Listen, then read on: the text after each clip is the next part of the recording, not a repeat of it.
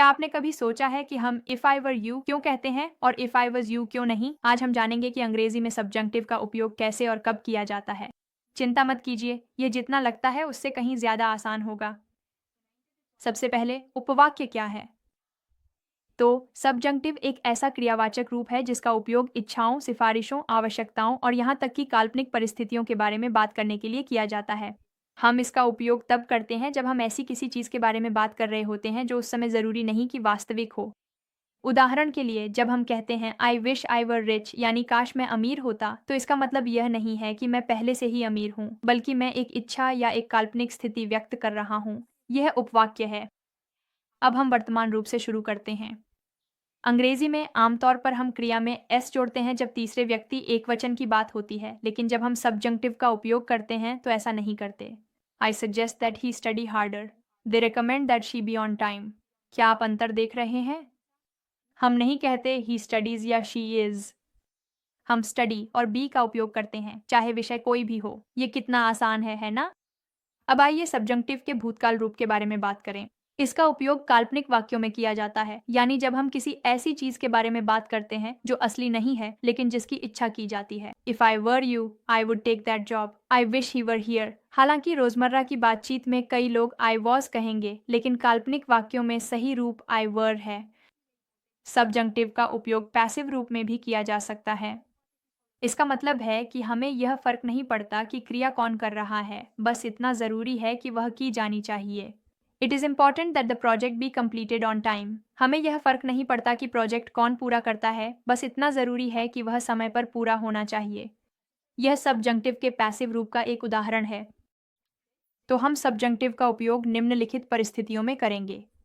जब हम इच्छाओं या काल्पनिक परिस्थितियों के बारे में बात करते हैं, I wish I were on vacation. काश मैं छुट्टी पर होता। If I were you I would take that chance. अगर मैं तुम्हारी जगह होता तो उस मौके का फायदा उठाता। जब हम सिफारिशें करते हैं, अनुरोध करते हैं या किसी चीज पर जोर देते हैं।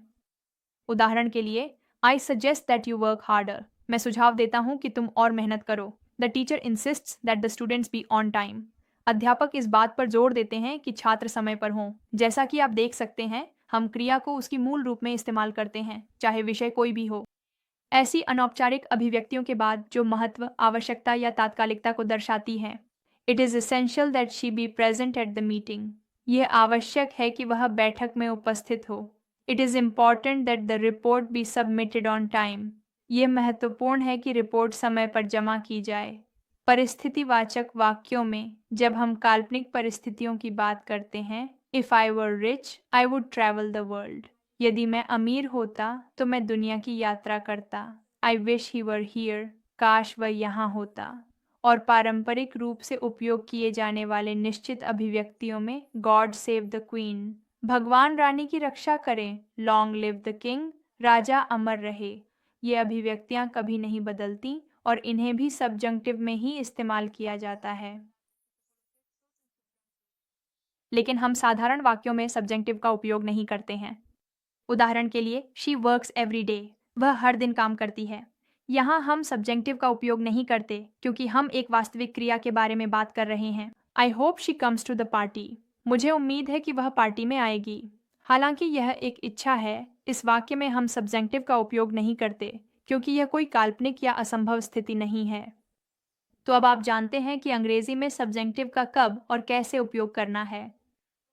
अब आपको बस अभ्यास करना है। अधिक उपयोगी जानकारी के लिए पर सभी पाठों को देखना न भूलें।